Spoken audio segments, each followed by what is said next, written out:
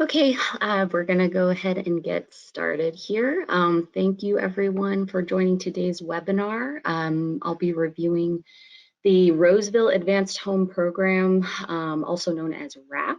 And today's webinar will focus on the Advanced Homes Program, single family and ADU new construction project requirements and incentive offerings. And my name is Sarah Zach. I am the program manager for this program here at TRC. So welcome. Last week, I conducted the multifamily focused construction, new construction and alterations webinar. Just wanted to call out, we will have that webinar posted on our website in case you missed that webinar. But yeah, get started now. All right, so here's the webinar agenda. I'll first introduce the TRC team and review who on our team works on which part of the program. We have a small but efficient team over here. I'll then provide a high-level summary of the full program, and then I'll cover a few talking points on why go all electric in the first place.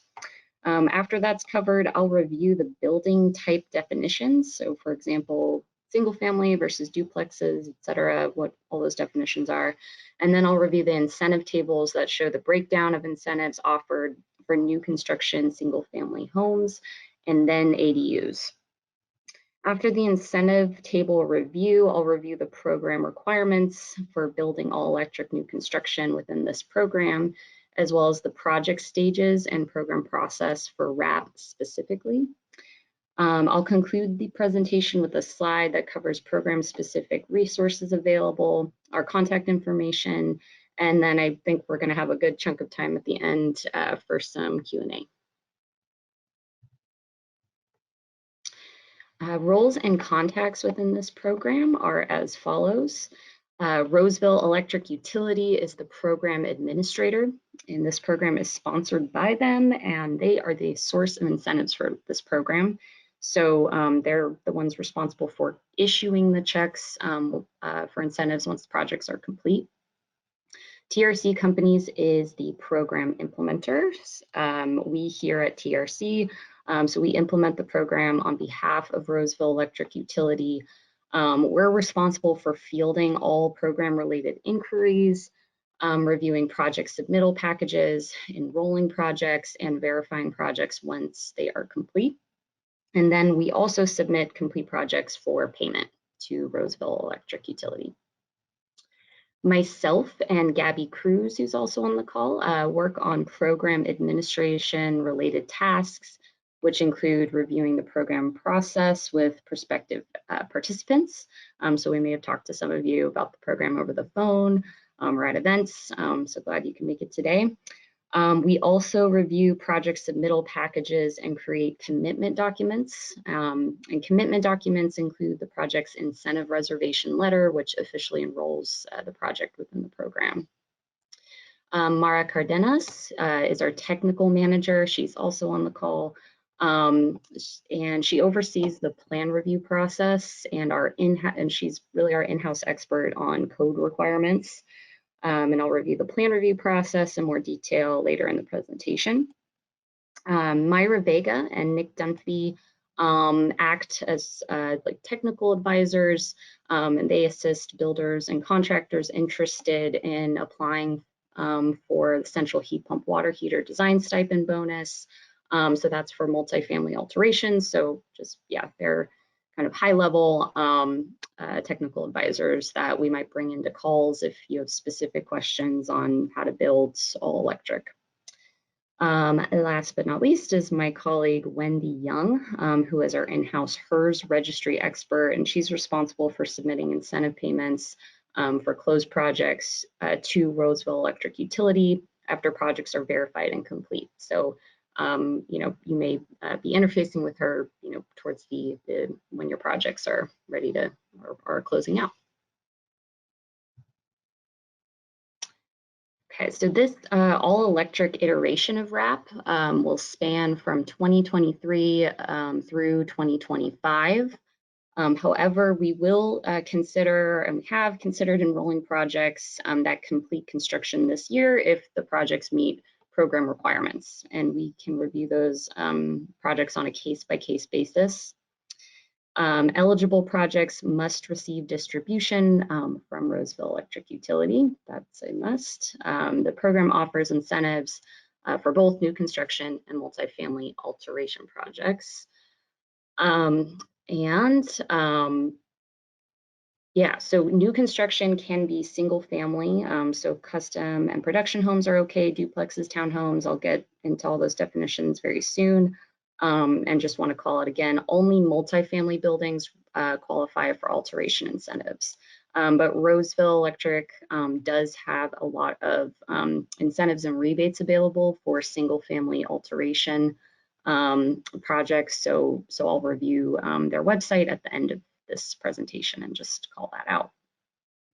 Our goal of this program is to promote all electric construction by providing design assistance and incentives to builders, developers, energy consultants, HERS raters, and homeowners.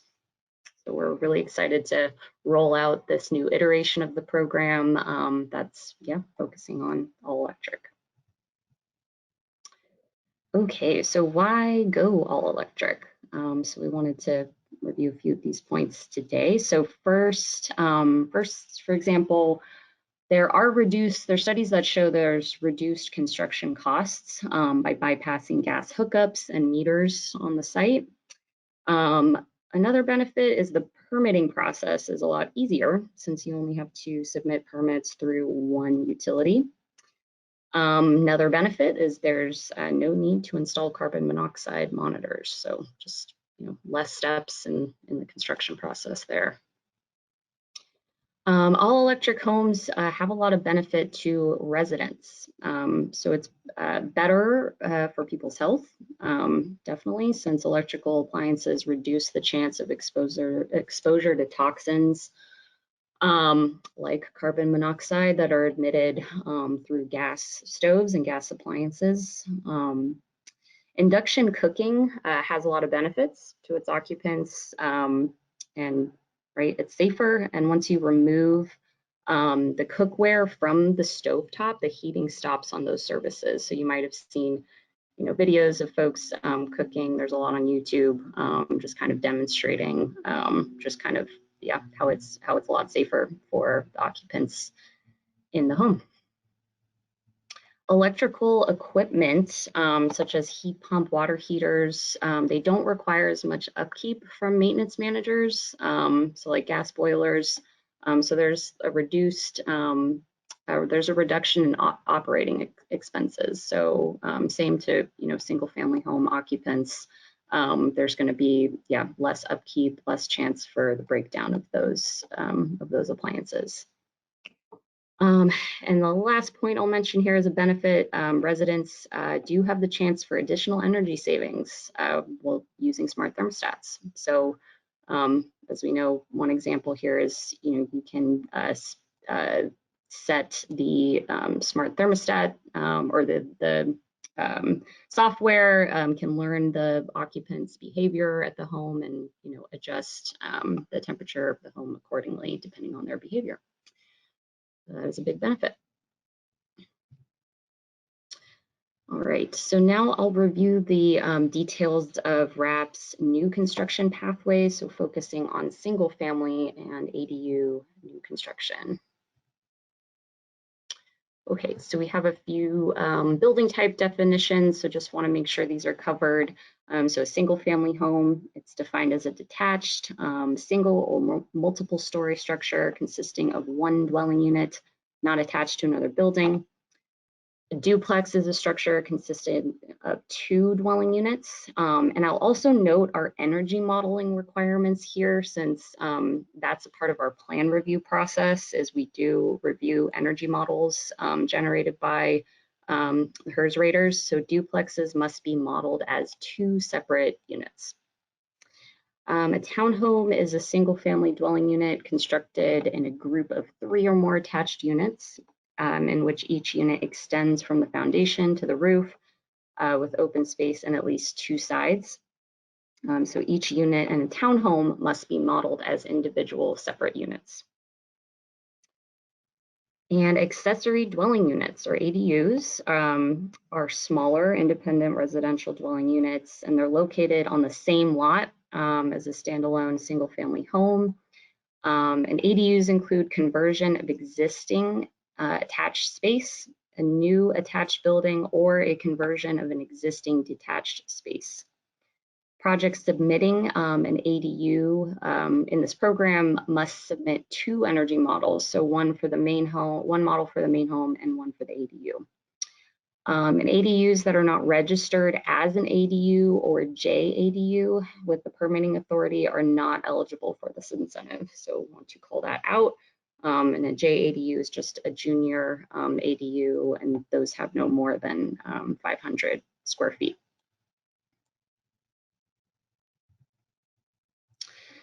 Okay, so here are the incentives available for single-family new construction projects. The top row shows the standard per home incentive, and below that row is the induction cooking bonus.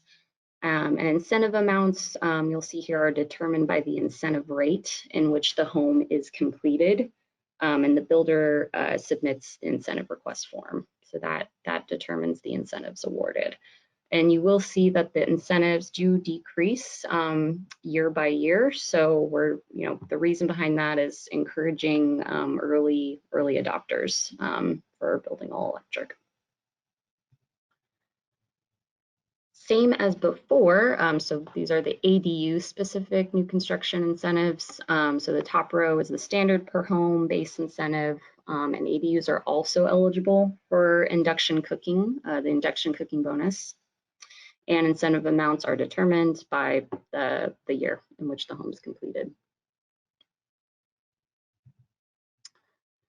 Okay, so program requirements. So single family and ADU new construction building requirements are, so projects must be permitted under the 2022 energy efficiency standards for low-rise residential building, so per Title 24. If the project is participating in RAHP, the applicant must agree to not accept duplicate funding from multiple utility-sponsored programs for the same measures. So this is pretty standard across energy efficiency programs with incentives. So just no double dipping. New construction projects must meet the program construction prerequisites, which includes pre-wiring the building for EV charging, battery storage readiness, segregated circuits. So for example, lighting, HVAC systems, EV charging. So all of those all circuits need to be segregated. So that's a program requirement. And projects must install communicating smart thermostats as well. So I will note here that the program is not requiring anything beyond what the state is requiring for new construction. So it's really just getting incentives for what the state is already requiring. And project teams, so the last point to note here, so we do have a verification process for this program. I'll review that in detail later. So project teams must agree to allow either TRC or Roseville Electric utility staff to inspect projects during the verification stage as needed. And we'll of course make sure to communicate with you and set those times up accordingly with enough notice. Okay, here's a visualization of the RAHP project stages. So you can find this in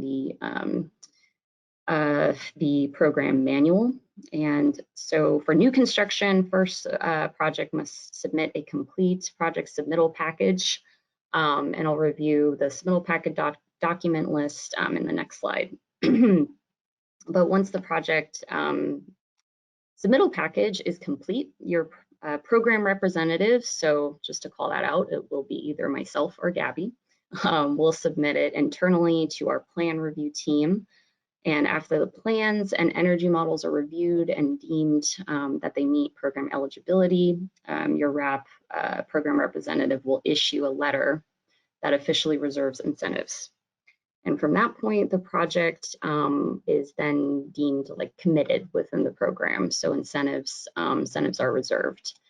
So along with that commitment and that commitment letter, you'll receive an incentive reservation letter that's going to be pre-filled out with your project's information. And I'll review that. And that's also, so incentive reservation letter, also known as IRF, and I'll give more details on that later. So construction may take a year or two, right, to complete. After the project and the HERS registry is complete, you will return that pre-populated incentive request form, which signals the project's ready for payout. And I'll note here that the rate in which the builder submits the IRF is really open to them. So you can wait until the entire project is done or submit those IRFs in phases, depending on when the lots are complete. Okay, so our team reviews the IRFs, the HERS registry details, and approves the project for payment. And then the last little box here says, completed project. We deem that as when the incentives are received. And incentive checks are issued you'll receive those roughly 60 days after TRC reviews and approves the project for payment. Okay, project submittal packages. So to start the enrollment process, this is the first step, submitting a complete project submittal package, and that includes the Roseville Advanced Home Program application, a complete set of construction plans, which should include the architectural, mechanical, electrical, and plumbing plans for the building. We also ask for a site plan with a north-facing arrow, and of course, a completed W-9 form so we can pay you. And the project submittal package should also include the Title 24 CF1R forms and the corresponding energy models per plan type. So those models are run and shared and via your HERS raters for the projects. So feel welcome to connect us, directly with your HERS raters for those documents and models. We also ask that the HERS registry is shared with TRC Energy Solutions. So our team reviews the information within the HERS registry during plan review and the verification project stages. So this screenshot you see on this slide, it shows an example of what it looks like when you search for TRC in the registry. You'll see TRC Energy Solutions, and that's who you should share the project with, so we can review that.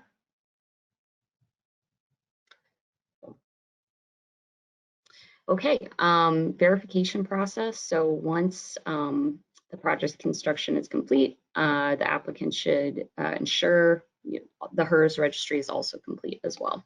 So after that's confirmed, submit the IRF. Again, you'll receive this IRF pre-filled out with your commitment letter, and that's after the project passes our plan review. And on the right is just a screenshot of what an IRF looks like. Okay, so we are basically at the end of the presentation, but just wanted to call out two websites with resources. So this is our RAHP website, RosevilleAdvancedHomes.com. You can find copies, or you can download a copy of the program handbook, RAHP application, and fact sheets. So the fact sheets are the screenshots that you could see here. There's 2 flyers. We just uploaded a new fact sheet today, or I think it was yesterday, the accessory dwelling units fact sheet, so specific to ADU requirements. And then behind that is the new construction program fact sheet and flyer. So you can find those there. And then Roseville Roseville Electric Utility has a lot of rebates on their host, or a lot of information on rebates on their website. So you can definitely recommend going there to learn more about other incentives offered through the utility. All right, so I'm going to then now just introduce my colleague, Kristen Bellows, who's kind of going to be managing the questions portion. I mean, we'll be here to answer the questions, but she'll be hosting that. So I'll pass it on over to Kristen whenever you're ready. Great, thanks, Sarah. So we'd be happy to take questions at this point. If you'd like to ask a question, you can do so via the GoToWebinar control panel. There's a screenshot on the screen now, but just please enter your questions in the questions box and we'll take those as they come in. So we'll pause for just a couple minutes and give everyone time to type in any questions. Thanks.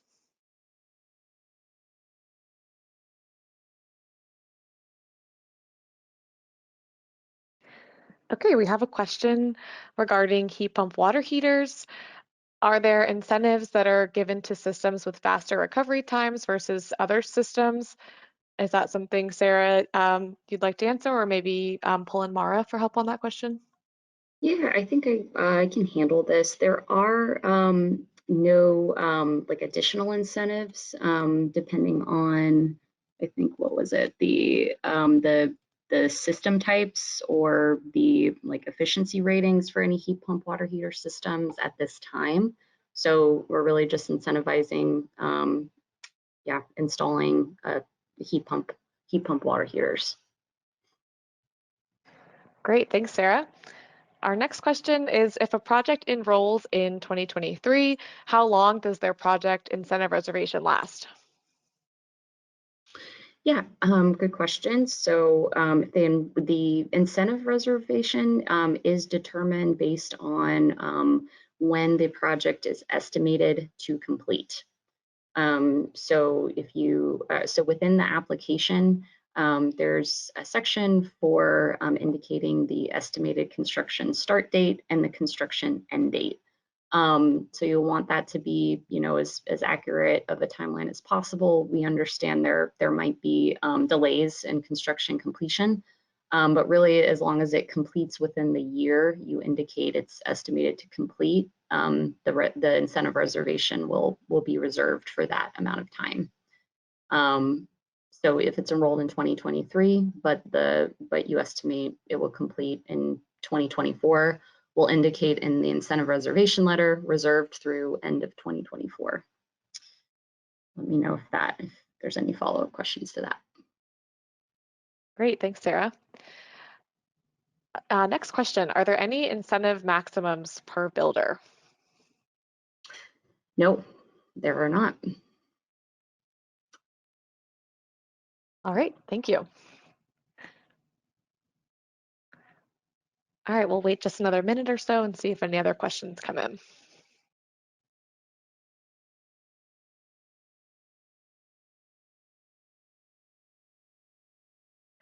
All right, another question here. If there are any types of gas equipment or appliances, so furnace or cooking, will incentives be given if the plan is designed with a heat pump water heater and battery?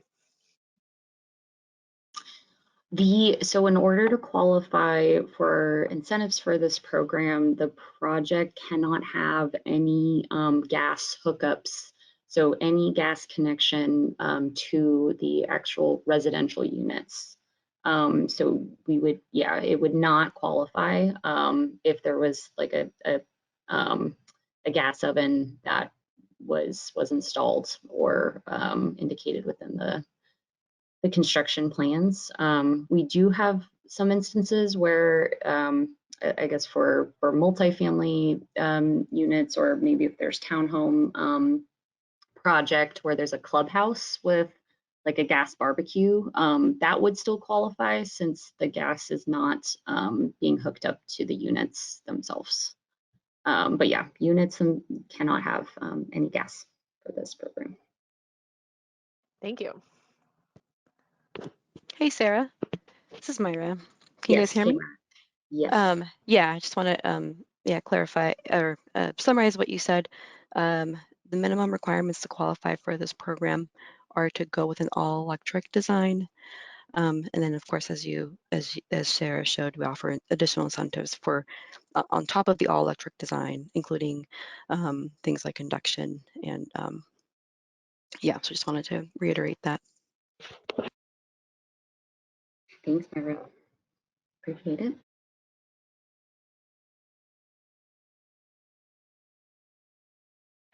All right, we have another question here, Sarah. So what if there are changes made to any of the plan types that I enroll after I've received my acceptance letter? Yeah, that's a really good question.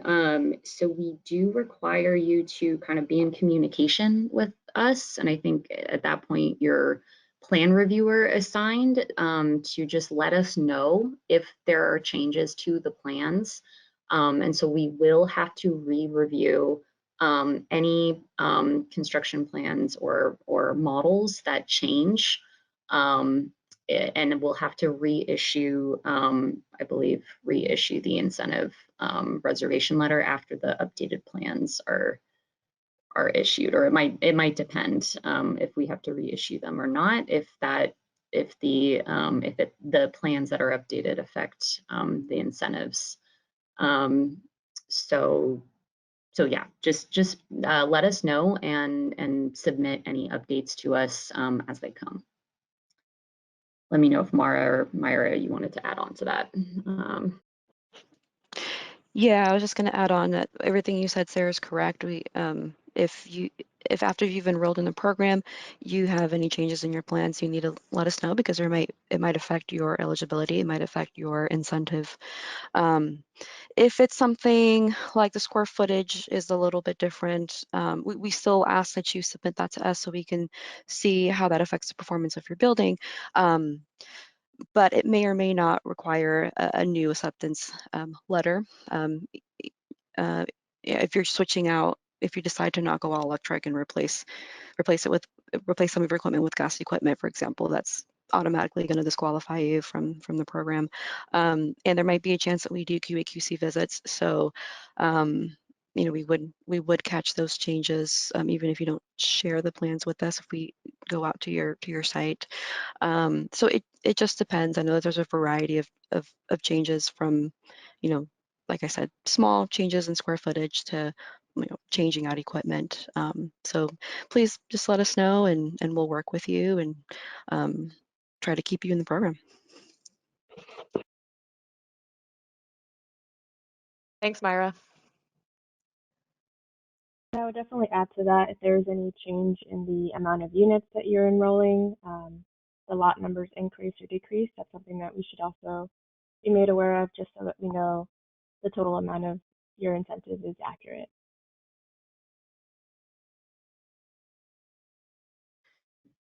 Thanks, Mara. You were a little soft there, and it was a little hard to hear, so I'm just reiterating that. So Mara just said that especially if there's a change in the number of units, right, that are within the project, again, just let us know because that specifically will, increase or decrease the total incentives the project's eligible for.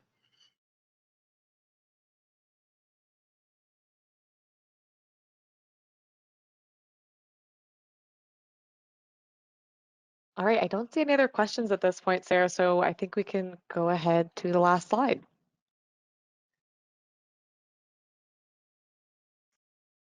All right, well, we'll conclude that for today's webinar. We will be posting this webinar slides and this webinar's recording on our website.